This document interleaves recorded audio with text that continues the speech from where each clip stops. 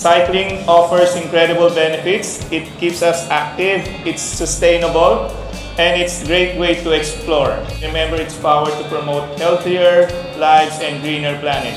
Marvin Odyongan, magti 10 years lang nagbabike. Medi and Javi, more than a decade now. Darwin Arevalo, 10 years na kaming nagbabike. Edward Cruz, more than 20 years na. Billy Castro, mga 15 years na.